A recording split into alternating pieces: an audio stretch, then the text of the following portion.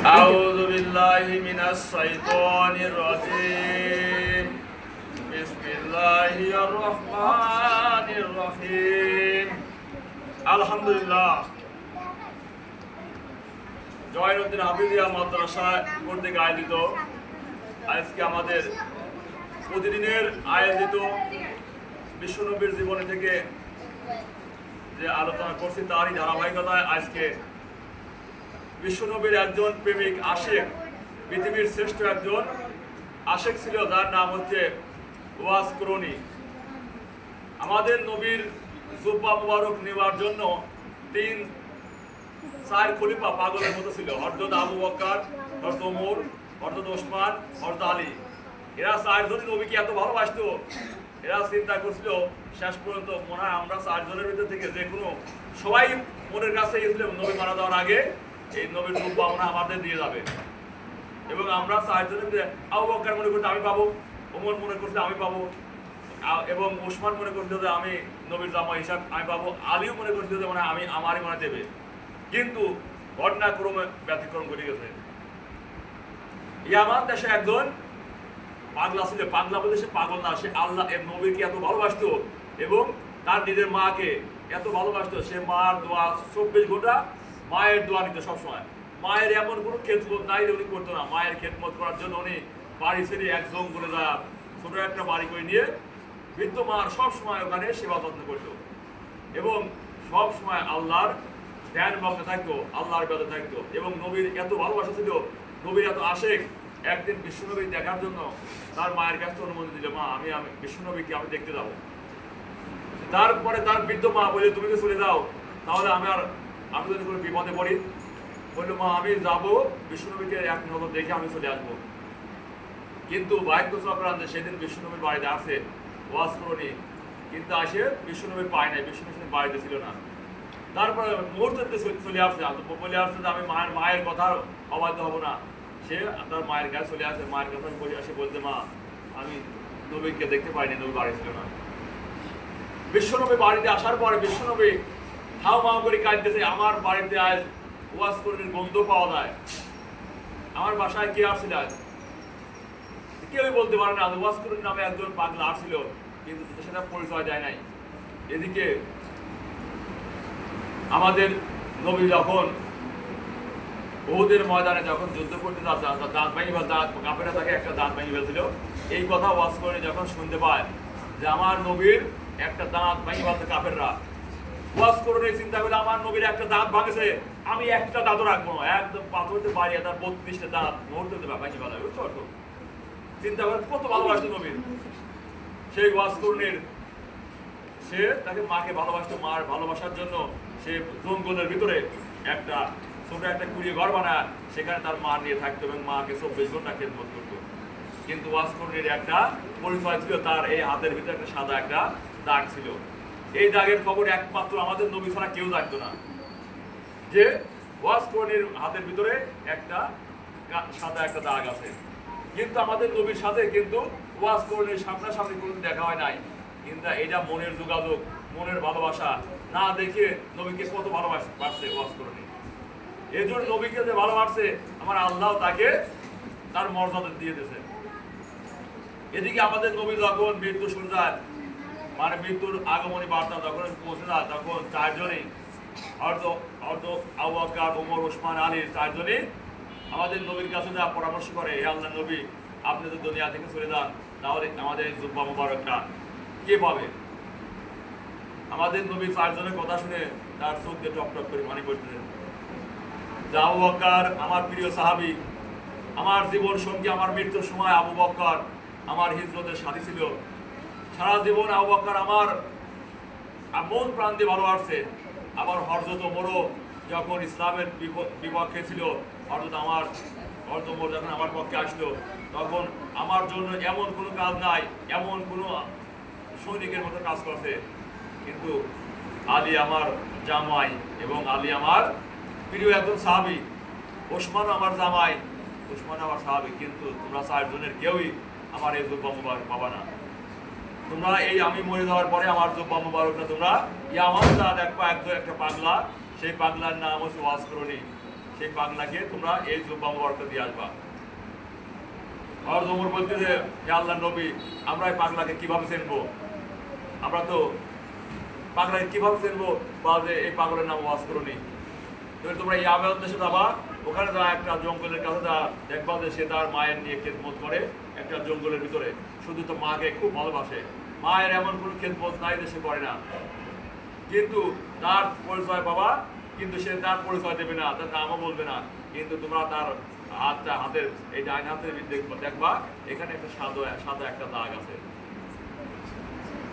সত্যি কিছুদিন ঘটনাক্রমে কয়েকদিন পরে আমাদের নবী যখন দুনিয়া থেকে বিদায় হয়ে গেল, তার জুব্বা মুবারকটা দিয়ে সাহাবী রওনা দিল সেই ইয়ামান দেশে। ইয়ামান দেশে সেই বিশাল জঙ্গলের পাশে যা মানুষের কাছে জিজ্ঞাসা করে যে এখানে ওয়াজ করি নামে কেউ লোক আছে নাকি? একজন লোক দেখবা না, এখানে ওয়াজ করি নামে কোনো লোক নাই। এইভাবে বিভিন্ন লোকজনের কাছে আস্তে জিজ্ঞাসা করে। পাহাড় এলাকায় যাওয়ার পরে কেউ বলতে পারে না। একের পরে পাহাড় এলাকায় একজন রাখাল বালকের কাছে জিজ্ঞাসা করলো, ওয়াজ করুন নামে এখানে কোনো ব্যক্তি আছে নাকি? সে বলে ওয়াজ করলে কি রান্না এক পাগলা আছে, সেই পাগলা এই মনের ভিতরে তার মায়ের খেদমত করে আর সবসময় ধ্যানমগ্ন থাকে, বেশিরভাগ সময় নামাজরত অবস্থায় থাকে। এখন তার নাম তো ওয়াজ করনি কি আমরা এটা জানি না। আস্তে আস্তে আবু বকর, হযরত ওমর, হযরত আলী, ওসমান এরা সাহাবী আস্তে আস্তে জঙ্গলের কাছে যখন চলে গেছে, জঙ্গলের কাছে যা দেখে যে একটা ছোট কুড়িয়ে ঘর আর একটা পাগলা কি জন্য বিড়বিড় করে কি জন্য বলতেছে আর সব সময় নবীর উপর উৎপাত করতেছে। তারপরে ওমর সাহস করে ওই পাগলার কাছে চলে গেছে, বলতে তুমি ওয়াজ করো নি? না, আমি ওয়াজ করি না, আমি হচ্ছে একজন আল্লাহর বান্দা। সে তার নিজের পরিচয় দিচ্ছে না যে আমি ওয়াজ করিনি। বলতেছে তুমি আল্লাহর বান্দা, তোমার আর কোনো নাম নাই? আমার পরিচয় কি? আমি হচ্ছে আল্লাহর একজন বান্দা। এইভাবে কথা হযরত ওমরের সাথে তার সাথে কথা চলতেছে। হযরত ওমর যখন তার পরিচয় জানতে পারে না, হযরত ওমর ফট করে তার ডান হাতটা পায়ে ধরছে।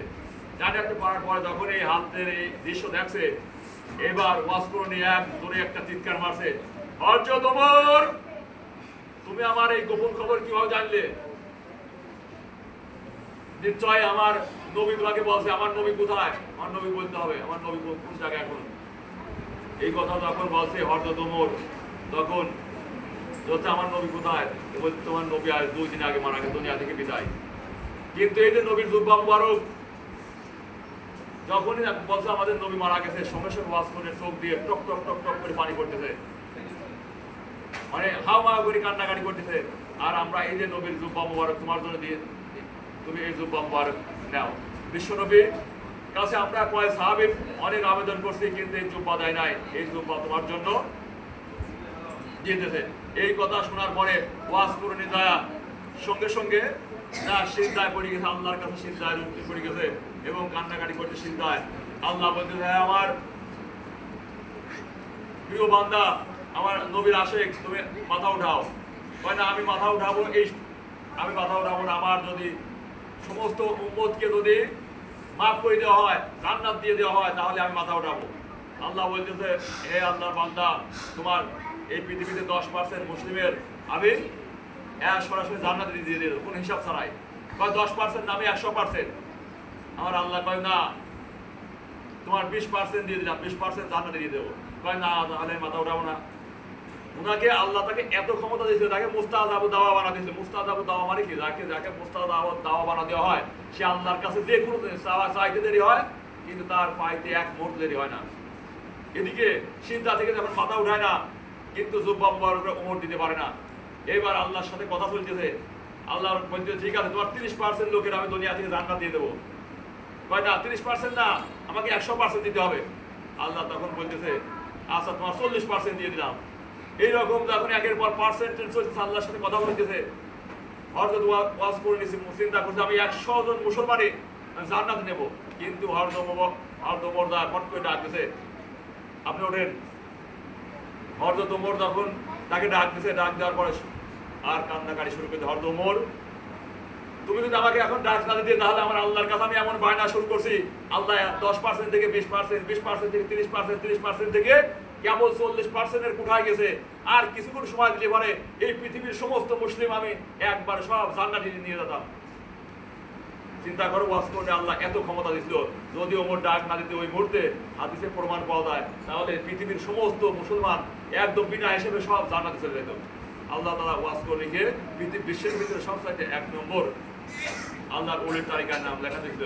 সেই ওয়াজ করলি আমাদের নবীকে এত ভালোবাসতো যে নবীর ভালোবাসার কারণে কোনো সাহাবী তার জুব্বা পাওয়ার জন্য আবেদন করতে কোনো সাহাবীকে বিশ্বনবী জুব্বা দেয় নাই। মরার সময় বলেছিল আমার একজন আশিক, তার নাম ওয়াজ করুনি, সে আমার কোনো দেখে না, আমিও তার দেখি নাই, কিন্তু সে আমাকে এত ভালোবাসে, যা এই জন্য নবীকে যদি ভালোবাসা যায় আল্লাহ তাকে কি করে, আল্লাহ তাকে ডেকোরেশন করে দেয়।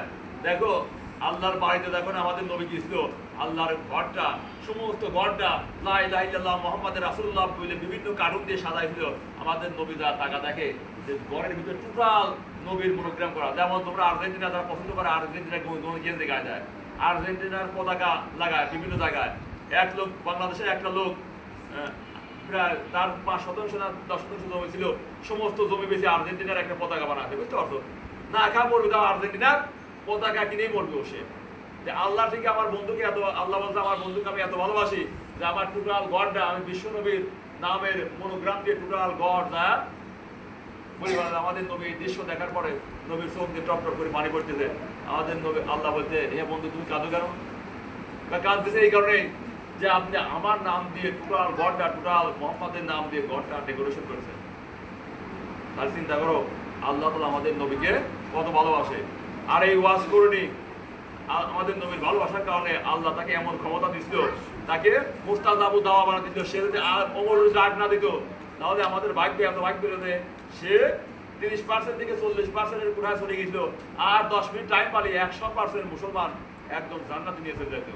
প্রিয় উপস্থিতি, আমরা ওয়াজ করণীর জীবনে থেকে জানলাম যে যারা মাকে ভালোবাসে, ওয়াজ করণী এই বড় ক্ষমতা দেওয়ার কারণ হচ্ছে মাকে ভালোবাসার কারণে এটা সম্ভব হয়েছিল।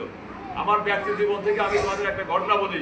এটা হচ্ছে ওয়াজ করণীর ঘটনার বাইরে আমরা 2টা ছেলে এই আসলে একটা গার্মেন্টসে চাকরি ঢুকে ছোট একটা পোস্টে। তা আমরা 2 বন্ধু, আমার এক বন্ধু বাড়ি কুষ্টিয়া কালীগঞ্জ, উনি সিঙ্গাপুর থেকে বিদেশ থেকে আসার পরে আমরা 2 জন একসাথে ছোট একটা পোস্টে এই গার্মেন্টসে ঢোকার পরে ওই ছেলেটা খুব মিশুক কোয়ালিটির মানুষ ছিল, খুব সুন্দর। একদিন আমাদের ওই গার্মেন্টসের যে জিএম এর ক্ষমতা হচ্ছে মালিকের পরে তার অবস্থা। মালিক কয়েকদিন পরে জিএমও কিন্তু মালিক হয়ে যায়। তো ওই মালিকের বাসায় ও আমার বলতে বিকালে চলো বন্ধু চল আমরা ওই জিএম এর বাসায় যাই। তাই তোমার বাসায় গেলে আমরা তাই শ্বাস পাওয়া নাকি একজন জিএম একটা 10 তলা গার্মেন্টসের মালিকের পরে তার স্টাফ এবার চল যায় না কেন? তাই আমরা যদি ঘুরতে গেছি, যা দেখি সে যে ফ্ল্যাটে থাকে নিচতলায়, তার একটা ছেলে আছে ছোট। সেই ছেলেটা যখন বাইরে খেলাধুলা করতেছে, ওর নাম হচ্ছে ফরিদ যা বলতেছে চাচ্ছু এদিকে আসো, তোমার নাম কি? আমার নাম ইমরান। তোমার বাবার নাম কি? তখন বলার পরে ও খুব আদর করে কোলে নিয়ে পাশের দোকান থেকে 2 প্যাকেট চিপস কিনে তার হাতে দিয়েছে। দেওয়ার পরে এই যে ভালোবাসে আদর করছে, এই আদর করার কারণে ওই ছেলেটা ওকে ভালোবাসে আছে। আসতো চলো তুমি আমার বাসায় যাই। লাস্ট পার্টে ওর বাবা, ওর মা আসলে ভিতর থেকে বাড়া চলে আসছে।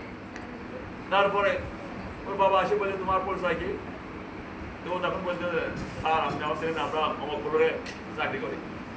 তখন জিএম এর সেই মানে দাম্ভিকতা নাই, ডাক দিচ্ছে আসো আমাদের বাড়িতে আসো, ভিতরে আসো। তারপরে ওই ছেলেটাকে কোলে করে ভিতরে গেল।